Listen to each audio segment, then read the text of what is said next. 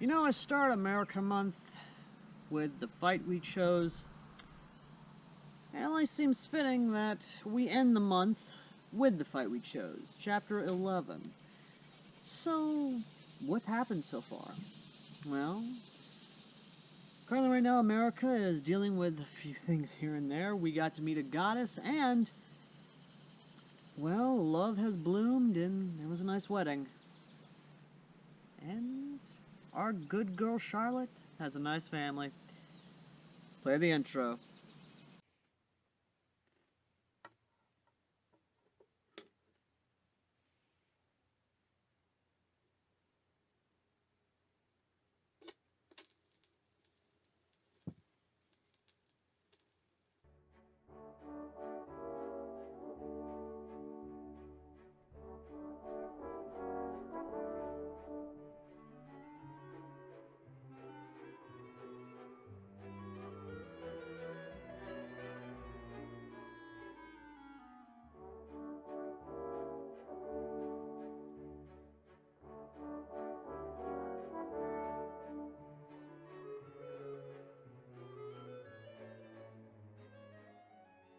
When I started reviewing the fight we chose, I didn't expect it to be as good as it is, and of course being the fiction that actually led to the wide variety of fanfiction reviews, as well as the many requests you guys have sent in over the time period that this has been going on. And yes, I will still do the fanfiction reviews on top of the other stuff I do. And while yes, I was going to review the entirety of Freedom Rings, I thought it was more symbolic to actually do and end this month on the fight we chose. So, what's happened so far? Well, the Empire is currently reeling at their defeat, and some of the senators still believing some of the propaganda that, of course, our good old Prince Dumbass, or should I say Emperor Dumbass, started believing in, as well as all that. However, realization kicks in, and they realize they can't win against us. So, that's more or less how it is. Now, that's not to say that there aren't some who would be partisans, or at least a type of a rebel force, but that isn't here nor there, as they again realize they can't exactly win against us. So, they basically pack up and move on. But the consensus that they are given does lead to some very much so infighting, essentially. Because one of the consensus is freeing slaves. And they can't do that because their economy is based upon slavery, or at least enslaving other races and using them as a type of cheap labor. And of course, Pina is trying to figure out exactly how we, the Republic, handled this sort of situation. And I'll tell you how, honey. Blood. Lots and lots of blood. And even then, in the 1960s, there was still a lot of bloodshed. But that's not to say there isn't some good that came out of this, as on the other side of the gate, of course, there is a little bit of, there's a lot of infighting in terms of politics as well as some questions about, of course, the hybrids, or the demi-humans, coming over to the U.S. and being given citizenship. Ah, boy, here we go. The big reason why there's such a big upheaval, essentially, between the Democrats and the Republicans is because the question of, are these people, these demi-humans, actually human? Can they be considered people instead of animals? And there's even this nice little bit of banter talking about the rabbit demi-humans and whether or not they actually breed like rabbits. And scientists have basically said that, at most, they're going to have twins. And even then there's a lot of jokes talking about, them having a very high sex drive. Again, it's hilarious and I love the banter. But in terms of the politics on our side of the world, Vietnam, of course, has held their free election, and it is a communist regime that is elected. However, Thailand has a threat of being turned communist as well, and there is a lot going on. But not as much as what happens with the Marines and Rory. And this, I think, is where the author really does explore the world better than the actual author of Gate. Because the question has always been, why is it that in many millennia that these people have been on this planet, essentially, why there hasn't been a lot of advancement. Why the gates? Why open it? Well, besides Hardy being a vindictive bitch the way she is, and of course, obviously being fucking bored out of her mind, she says that the gods don't want them to advance too quickly. The best way to describe this would be, of course, 1984's own Oceania, or essentially the idea of Big Brother. Big Brother decides what should be done. Big Brother tells you and dictates how far we have advanced. Big Brother tells you if we're winning the war and who our ally is. Again, this is basic 1984 levels of control. And since this is a medieval society, or at least a pre-industrial society, this is, it is honest to God good. And is a great commentary on just all of it. And the fact that Rory and all these apostles are essentially enforcers, or in a way are the thought police of 1984. Essentially, if you have a thought, or you're thinking, or you are thinking something that is not for the party or Big Brother, then you have broken a thought crime. And I fucking love it. It does not matter if the war is not real, or when it is, that victory is not possible. The war is not meant to be won. It is meant to be continuous. The best way to describe this world is essentially a petri dish, or a type of controlled experimental environment. This is an ongoing experiment, essentially. A type of thought experiment of how much you can control someone, how long you can control them, how long can you keep them in a sedated state. And because of this, the gods have grown bored, or at least Hardy has, and explains that she could have very well opened it up in 2015's Japan, or in another alternate history world, which was a nice little nod to Alternate History Hub, where Teddy Roosevelt became president. Again, I love it. I really do. And it's really good. Another nice little element is that she opened it up in America because Americans, she finds us entertaining. Which is not a lie, considering that, well,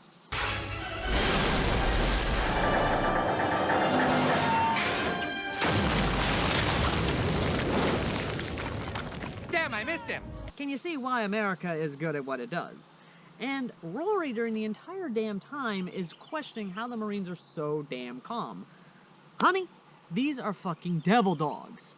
They see shit on a daily basis. They are not fazed. They are not as bothered. I mean, have you seen their fucking training? Especially 1960s Marine training. Again, these Marines are trained to do what they do under pressure, and by God Almighty, they do good. The big element of it is that she brings up a little problem they have, a plague that is happening, and they need help dealing with this plague, considering that they haven't messed with this sort of thing before. And, well, you're wondering what this plague is, don't you? Well, I'll tell you, boys and girls. Zombies.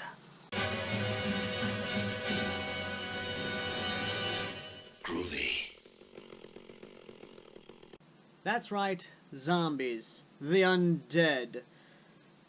And when I mean the undead, I mean George A. Romero's zombies, not the Zack Snyder fast-running zombies, or the Call of Duty zombies, or any of this other bullshit zombies. I'm talking honest-to-God ghouls. And by God am I happy for it. Which, fun fact, ladies and gentlemen, you can actually watch all of George A. Romero's work on YouTube for free, so if you want to go watch his classic movies, both the unrated, colorized, or even extended cuts of Night of the Living Dead, Dawn of the Living Dead, and of course Day of the Dead, you can on YouTube. Just type them up and you can find them. And yes, I would recommend you download them if you can before YouTube tries to take them down, although I doubt they will, much like, of course, Vincent Price's work that you can watch online on YouTube for free. While I am promoting piracy, let's go ahead and get back to the actual reason of the undead. Apparently some ancient what-have-you tried experimenting with immortality. And much like anything in the zombie mythos, anyone who tries to create immortality, a cure for a disease, radiation from a satellite, and or some kind of cosmic disease from space and or otherwise will rise the dead. And again, it's great because this is the kind of undead you kill with a shot to the brain. And the weird thing though is that this undead only turns young girls. I don't like where this is going. I don't know if the virus has a preference for young women, but okay. Makes the infection spreading a little easy, because that means only men won't get infected, they'll just up and fucking die. But that does still create an issue, considering that means we'd have to segregate the male to female population and make sure that none of the women get infected. However, Layla is there in full MBC gear along with scientists trying to figure out and understand the disease and find a way to either cure it or eradicate it. Again, standard stuff like in Day of the Dead. Again, great movie if you haven't watched it yet. Seriously, go watch it. And the remake, Day of the Dead Bloodlines, is okay, but I'm sorry. I love the original Day of the Dead better. Fuck you, I'm a cultured man. You damn straight! Now, I know what you're thinking. You're thinking, well, now, wait a minute, Al. What about Charlotte? What about everyone else? What's going on with Dennis and his wife, or his wife-to-be? Well, this is where things get kind of fun, because Charlotte is now living on a beautiful, lovely little household, and even waves at the soldiers as they're coming and going. Some of them wave back, and she's a nice little lovely breath of fresh air. And of course she sees, I don't know if she does see, but she hears Dennis's truck as they're coming back from a zombie extermination operation. And it is a sad moment, because Dennis, of course, is talking to his Captain Rhodes about adopting Charlotte. And sadly, he tells him that he's not ready for a kid because of his emotional issues, or at least his traumatic issues of PTSD, as well as his wife-to-be's issues. And it's honestly sad. It really is, because I think he would make a good dad and her a good mother once their issues are worked out. And whether or not they do have a kid is definitely up for debate. But the good part is, or at least the good news is, that he's taking her across the gate. He's taking her stateside. And with the help of Captain Rhodes, his captain, his CO, she is going to be given housing at Fort Benning.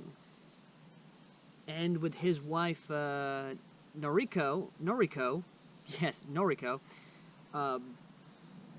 she is essentially going to be part of a FRG, or Family Readiness Group. I can already see. I mean, hell, I can already see come down the line that the ex-Bunny Queen is going to be a very proud and prominent member of the Family Readiness Group, actually helping out other demi-human wives, or even full-on beastman wives, kind of settling into base life and sort of helping them out. I could see that happening. But as much as I want to say that everything is all kind of nice, it really isn't, as the Klan, of course, and other racist elements are bombing other areas. And much as I hate to say it, that is completely for the norm.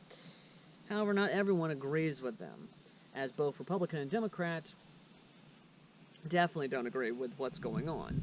And I can see that down the line, once more of these, once more demi-humans and beastmen start coming across the gate and becoming citizens and even joining up, because there is already local garrisons being set up of bunny warriors, or at least of bunny girls, being given M14s, uniforms, and even their own patch signifying their garrison. And there's even parchments, or at least announcements, being spread across the former empire, saying that anyone who wishes it of the former bunny empire, or the bunny kingdom, or warrior bunnies essentially, will be given citizenship, American citizenship, and protections and rights as American citizens. Which, again, I can see that happening, or I can see a lot of them coming and joining up. And the United States military realizing the full potential of these girls and of these bunny warriors, or warrior bunnies, and actually utilizing them to their fullest degree. Because warrior bunnies are fast, agile, and great for not only special operations, but also general combat. Their eyesight's good, their hearing's good, which makes them perfect snipers, as well as great for communications, logistical support, and even ammo runners, because of their general speed and agility. Again, I said it in the last couple reviews, but beastmen are superior to humans in terms of combat prowess. And when given the ability and the opportunity, they will prove themselves very greatly and give American military might that extra boon and push that it needs. I'll take your entire stock! Ah, but I hear you saying, Al, what about the wedding? Well, yes, the wedding is a lovely little affair and is just his captain, his captain's wife, Daniel, or Dennis, Daniel, whatever, basically our little Marine, our little Ranger friend, and his soon-to-be bride, as she is, as they say, well, basically they get married. That's it. They get married in a small little church, and that's it. They go off to have a lovely little life together, and that's it. Ah, but then you're wondering, what about everything else? What about the CIA? Well, yes, the CIA is doing its thing again, especially this lovely little spook who's going after Delilah. Basically, the warrior bunny who works at the Count Colt's, basically works in Italica, under Countess Mewey's leadership, Countess Mewey, and is trying to recruit her into the CIA. And it is lovely banter. It really, really is. And, of course, her whole thing is that she wants revenge on the warrior bunny queen. And I can already see this leading up to a lovely little confrontation where she realizes that, which I'm just saying this now, she realizes that it's not worth it. The revenge won't help. It's not worth it to do that, essentially. And that is about it, really. In terms of the story as a whole, though, it's legitimately good. And I love that the author went with a zombie epidemic instead of the bullshit whole thing of saying, oh, the black mist is coming up and is engulfing the world and all this other horse shit. Possibility of a resonance cascade scenario is extremely unlikely. Gordon doesn't need to hear all this. He's a highly trained professional. Resonance cascade does not fucking happen. But what I do love is that, and I'm just saying this now, what I love is that there is obviously a connection between this story and Freedom Rings. What I mean by that is that I think that this is a prequel to Freedom Rings, because Rory is wholly upset at this. Rory is clearly not happy with what the gods are doing. And it's clear what she's going to do with the gate, because here's what I think. I think that Rory has been with these Marines so long that she's seeing what America can do. And the reason she chose America instead of Japan is because she saw how good America can be. She saw how good America can actually help people, how legitimately America can win. So when she got control of the gate, I think that she decided to stick with, because of her experience with the United States Marines and just U.S. forces in general, and I think being brought over to the gate and looking around, I think that this was more or less the... Get on with it. Yes, get on with it! Look, what I'm trying to say, guys, is that this story is a prequel. Has to be a prequel to Freedom Rings. The evidence is there, and whether or not the author intentionally did or not, I couldn't tell you. But what I will say is that this story is good, and we have one more chapter before the big finale, or an epilogue. And what I'd love to see in the next chapter is what I said in Chapter 10. I'd love to see a spot be saved for Charlotte and the Rangers, or we see in the 1980s, where Charlotte is now a teenager, or is, grown up and is enjoying life in America in the 1980s. you know, we see Daniel and his wife, the Bunny Queen, you know, they're having a good time. They have a kid now. Or, you know, Persia and, of course, our little friend, our other ranger, who has a life over in America as well. Hell, maybe a demi-human gets elected in office. Instead of Reagan, we see a Beastman or a Bunny Girl get elected. The first female demi-human president of the United States in the 1980s. Again, there's a lot that can be done with this. Just so much. And even if the gate closes, a good amount of people are going to want to migrate to the U.S., and that's going to give a new demographic in the U.S. as well as a new powerhouse. The U.S. is going to get more manpower in terms of honest-to-God fighting ability, as well as magical ability that has not been there before. So, just that alone racks up the stakes and gives this just an amazing prospect of a world, of a story. Hell, I wouldn't be surprised if there's a nice little nod to where the gate comes, where they have a procedure, where they are prepared for when the gate opens up again, or another gate opens up, and they have emergency procedures in place, where it's like, you know, if the gate is present, then immediate evacuations are ordered, and the military is immediately deployed in that area and prepared for any sort of thing. Again, there's a lot of stuff that can be done with this, and I really do hope the author does follow through with it, or at least gives us a satisfying payoff. But outside of that, thank you all so much for watching. Thank you all for all your suggestions for America Month, and next month, for a friend of mine, it's India Independence Day. And you know what?